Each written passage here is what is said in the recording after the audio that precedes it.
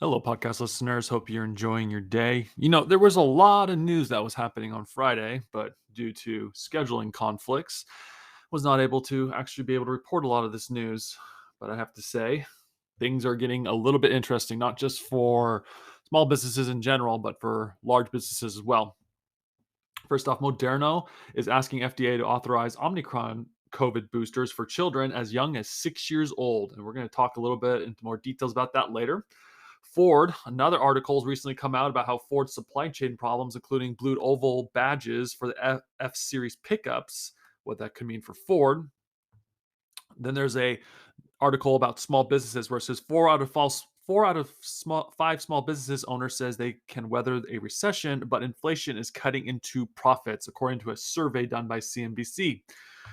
Then there's a lot of news coming from Google right now. It says Google CEO Pichai tells employees not to equate fun with money in heated all hands meeting. And the last thing we'll cover today has to do with Disney, how there's an investor who's speaking out saying that Disney needs to stop being such a, let's, I guess you can say a woke company, and then they need to focus more on being politically neutral. With that being said, like I said, every podcast, fellow podcast listeners, I am not a professional advisor in any way, shape, or form. Everything I talk about on this podcast is for information purposes only. You need to do your own research before investing in any company, as you're not guaranteed to make money when you invest in the stock market. I must give a disclosure. I do have a small position in Disney. It is a long-term position in Disney. And this is not financial advice in any way, shape, or form. Please go talk to your professional advisor before making any financial decisions. Onto the news today. Moderna asked FDA to authorize Omicron COVID boosters for children as young as 6 years old. Moderna has asked the Food and Drug Administration to authorize its Omicron booster shot for children, the company announced on Friday. Moderna filed two separate FDA authorization requests, one for adolescents ages 12 to 17 and another for kids aged 6 to 11. The Boston biotech company said it will ask the FDA to clear the shots for the youngest children, 6 months through 5-year-olds, later this month. The Center for Disease Control and Prevention, in a document published Thursday, said that it expects children to become eligible for the Omicron boosters by mid-October, pending authorizations by the FDA. The CDC's Vaccine Advisory Committee has meetings scheduled for October 19th and 20th.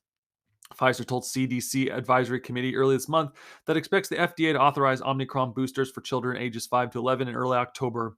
U.S. health regulators cleared Moderna's Omicron boosters for adults earlier this month. Pfizer's boosters were authorized for people ages 12 and older. The new shots targeted the Omicron BA.5 subvariant, as well as the original strain of COVID that first emerged in China in late 2019. The FDA and CDC expects new boosters to provide superior protection against infection and disease because they target the most common Omicron subvariant.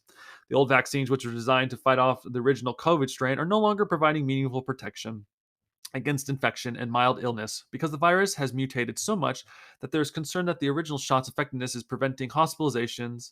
Oh, wow. There's also concern that the original shot's effectiveness at preventing hospitalizations and severe illness is starting to decline. Public health officials are confident in the new Omicron BA.5 boosters, though it's unclear how effective they will be in the real world. The shots are authorized without data from human clinical trials.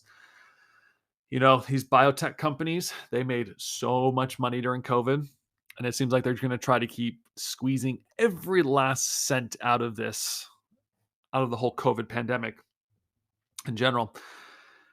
But when it's all said and done, these companies probably won't be making as much money going forward. But Moderna is probably going to try to get the one last squeeze out of this COVID. I mean, good for Moderna for wanting to get more money out of this, but at the end of the day, what's Moderna going to have coming in their pipeline after the COVID vaccine? Hopefully, it'll be something good, but they're just trying to get it just seems like they're trying to squeeze every last penny because we've talked about in past podcasts, and I'd advise listening to some of my past podcasts, whether it's on Anchor or YouTube. YouTube might not have it, but some of my old podcasts are on Apple Podcast and Spotify. But some of the past ones we've mentioned how these biotech companies were making billions of dollars during COVID. And it seems like they're just trying to make one last push to make a little bit more money before the COVID vaccine will be a thing of the past for them making easy money. Onto the auto industry. Ford supply chain problems, including blue oval badges for F Series pickup. Detroit, from CNBC. Recent supply chain problems for the Ford motor have included a small yet important part of the company, as its vehicles, the blue oval badges, do not nearly every correction, that don every vehicle for its namesake brand. The Detroit automaker has experienced shortages with the Ford badge as well as its nameplate that specific the model, a Ford spokesman confirmed to CNBC. The Wall Street Journal first reported the problem, including badges in the F Series pickups on Friday, citing anonymous sources. The issue is that the latest in the years long supply crisis that has ranged from critical parts, from the semiconductor chips and wire harnesses to raw materials and now lethal vehicle badges. The Wall Street Journal reported a Michigan based supplier called Tribar Technologies Inc. has made the badges for Ford in the past had limit operations in August after disclosing to Michigan regulators that has discharged industrial chemicals into the lower sewer system. A message seeking comment from Tribar was not immediately answered. Ford declined to comment on whether Tribar's limited operations were connected with the automaker's name badge shortage. A spokesperson also declined to comment on how many vehicles have been impacted by the problem. The report comes after Ford on Monday said its part shortages had affected roughly 40,000 to 45,000 vehicles, primarily high margin trucks and SUVs, hasn't that haven't been able to reach dealers. Ford also said at the time that it's expected to book an extra $1 billion unexpected supplier cost during the third quarter. The announcement earlier this week included pre-releases of its some earnings expectation caused Ford stock to have its worst day in more than 11 years. Separately, Ford on Thursday announced that it plans to restructure its global supply chain to support efficient and reliable sourcing of components, international development of key technologies and capabilities, and world-class cost and quality execution. I wasn't really originally going to report this, but the only reason I am reporting this right now is because I honestly believe when Ford releases their earnings, they're going to use this as one of the excuses why they didn't sell as many vehicles. They'll say, like, oh, we didn't have the blue oval badge to put on our cars, therefore we couldn't release it out to the public. The excuses just keep climbing for Ford in general. We spoke about Ford recently, at least we have spoken about other car makers, and the chip shortage I can completely understand. The chip shortage is a huge deal for Ford. Blue badge thing, not so much. I mean, granted, you're just not going to see their logo on a car, which could be an issue because it's free advertising brands on the vehicles that they make. But it just seems like there's just going to be a lot of excuses for Ford coming up when they report earnings. I'd keep an eye out for that. If you are looking to invest in Ford, this might potentially be the time. This is not financial advice or anything, but if you are looking to get into the auto industry and Ford does report numbers soon, I just wouldn't be surprised a little bit if they're not saying, "Oh, we just had supply chain issues and this could be one of them for the next call." Just pay attention out there. There could be some bargains on sale soon. Ford could be one of them. But like I said, I believe the chip issue will be a huge issue for Ford, and not just for Ford in general, but for all car companies across the entire car industry in general. They need chips. And I mean, the US has been making a lot of push to get chips into the United States. But we'll keep an eye out for Ford to see how it does. But I have a feeling Ford stock might tank next quarter when they report earnings, and they'll use this along with a bunch of other excuses about why their company isn't doing as well. Onto the small business side of things, Ford is four out of five small businesses owners says they can weather a recession, but inflation is cutting into profits from a survey. If you're a small business owner, you probably had the turbulent past few years. For the business that survived the worst of COVID-19 pandemic shutdowns and supply chain issues, the economy recovered, brought back customers willing to spend. But more recently, business owners have not had to contend with record high inflation driving up the cost of doing business, while also making customers think twice about their spending habits. The results have been spending of a mixed bag. Small business owners nearly doubled their revenues between July 2021 and July 2022, according to a new report from Cabage, the small business lender owned by American Express. However, now while their revenue grew by 87% over that time, small businesses' profits were almost stagnant during the period, actually dropping by 4%. The reason? Higher cost of goods and a competitive labor market have favored workers who have forced small businesses to increase spending to remain competitive, eating to any profits they might have enjoyed from the large overall jump in revenue. 75% of 550 small business owners and operations that Cabage surveyed said inflationary pressures have affected their bottom line over the past year, and 56% of respondents expect to continue feeling the crunch from inflation through at least this summer of 2023. The US economy has a record high inflation, with the consumer price index up 8.3% over the past year. That inflation pressure means higher costs for small businesses owners who have to make the difficult decision of how much of those costs they can afford to pass on to their consumers without risking business, or correction, without losing business. The US Federal Reserve tried to tamp down inflation on Wednesday with an interest rate hikes announcement, but the central bank still does not expect inflation to fall on its 2% goal until 2025. Researcher at Morningstar expect prices to come down by 2023, but that still would mean several more months of businesses and consumers dealing with higher prices, goods, and services. In the meantime, small business owners are taking steps to fine tune their business practices to counter the increase in costs, according to Brett Sussman, Cambridge Vice President of Sales and Marketing. In other words, we'll end it right there with that article. But if small businesses are struggling, it also makes me wonder how companies like Square is going to do.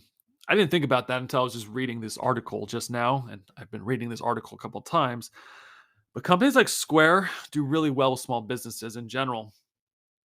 It makes me wonder how Square is going to handle if there is these rising costs. Now, granted, maybe Square just makes all the money, and all these small businesses will eventually could go under. But at the same time, then that means Square's business will get impacted by this. So it's kind of a give or take. I guess you can look at it as, and that's something to pay attention to. Is if Square's profits start to drop, that could mean there's a lot of small businesses that are going under. But if Square's profits continue to grow, that means small businesses won't be making as much money if the inflation rate keeps growing, at least from what we're seeing across the board and from what we've talked about. This is just all pure speculation on Square's part, obviously.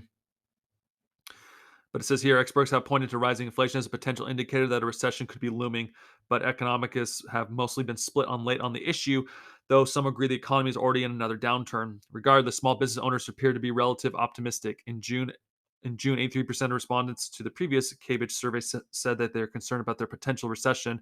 About 80% said they're also confident that their business can withstand a downturn. I think we need to pay attention to what Square's doing. And all honestly, for small businesses, if these profit margins are being eaten, a lot of businesses do use Square. There's other financial services they probably use as well. We know Shopify was being hit recently, and a lot of businesses are using Shopify too to sell e-commerce online. Same with Amazon, whatever e-commerce business is using. But we should pay attention to see what Square does, because Square, their whole business model is small businesses. So it'd just be very, very interesting to see how Square does, especially if we are heading towards this recession that they're talking about.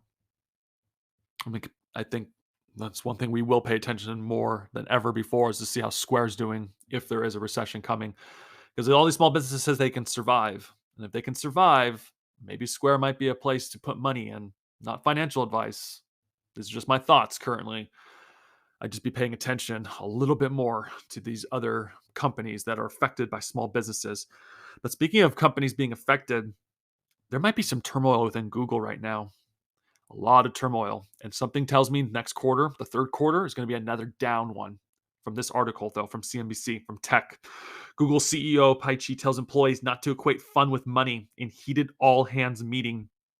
As Google tries to navigate an unfamiliar environment of slowing growth, cost-cutting, and employee dissent over cultural changes, CEO Sundar Pichai is finding himself on the defensive. At the company all-hands meeting this week, Pichai was faced with tough questions from employees related to its cuts to travel and entertainment budgets, managing productivity, and potential layoffs, according to audio obtained by CNBC. Oh no! Google employees not being able to have entertainment budgets and cuts to travel? What a shame. Does that mean the pods are going to go too? Those sleeping pods that they have? Or was that just from the internship movie that they made it sound like they had that stuff? Pichai was asking the question that was highly rated by staffers on Google's international Dory system, why this company is nickel and diming employees by slashing travel and swag budgets at a time when Google has record profits and huge cash reserves, as it did coming out of the COVID pandemic. How do I say it? Pichai began his measured response. Look, I hope all of you are reading the news externally.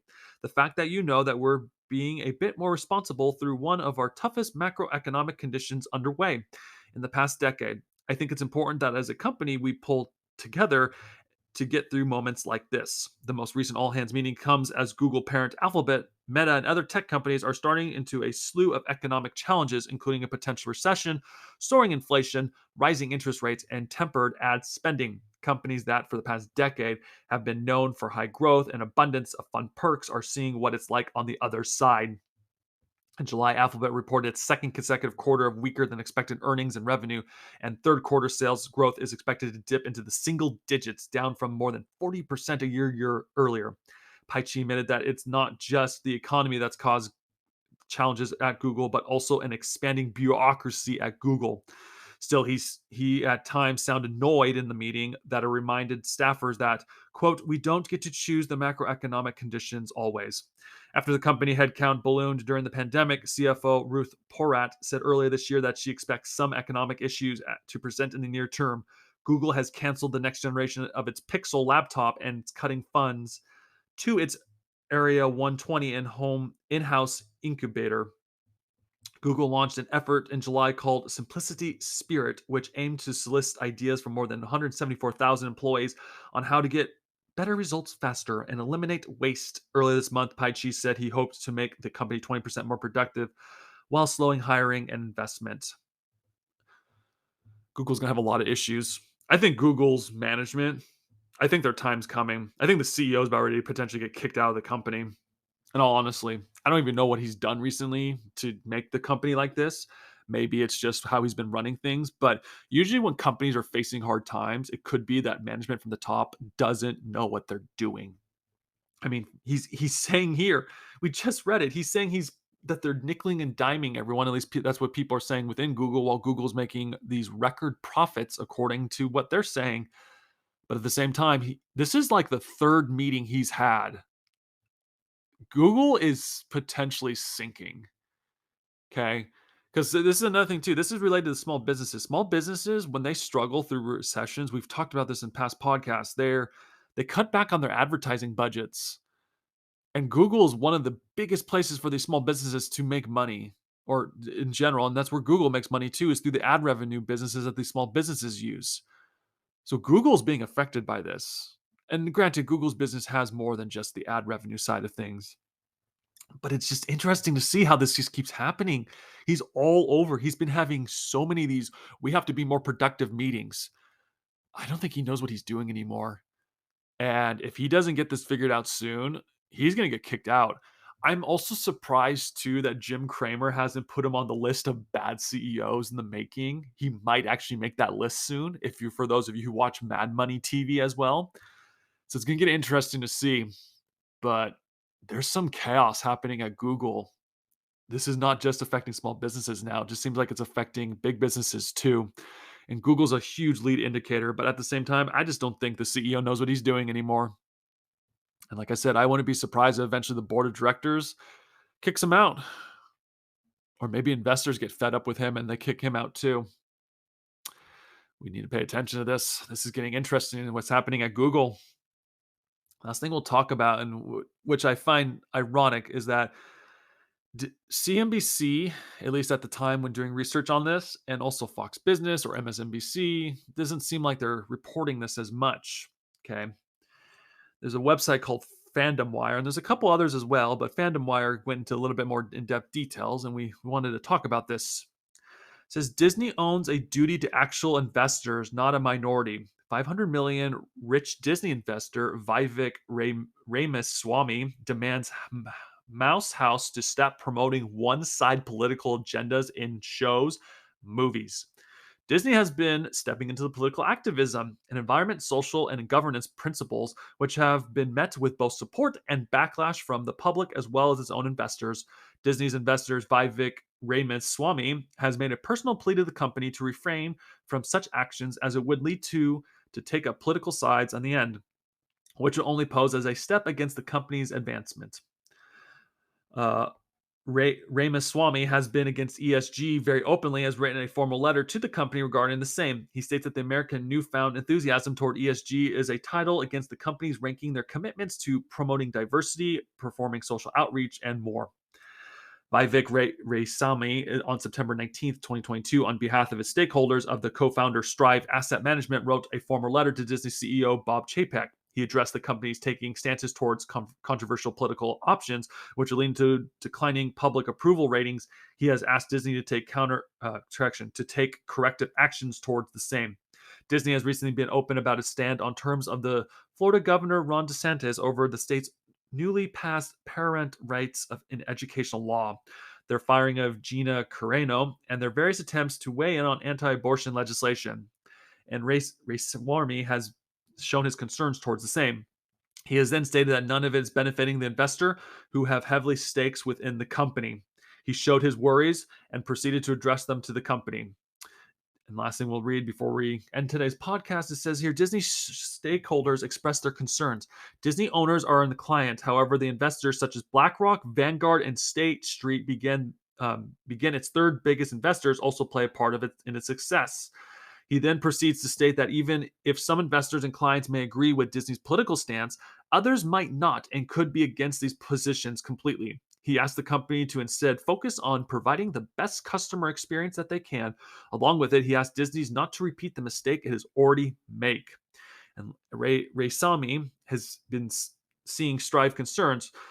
He's put forth 3 different requests for Disney to take into regard. Firstly, he's asked Disney not to take public stance on political controversies if it does not uphold the importance of company core business operations. Secondly, he wants Disney to make a public commitment by stating that there shall be any discrimination against employees and customers concerning their political opinions and stand along with them not getting pushed for how they express political views.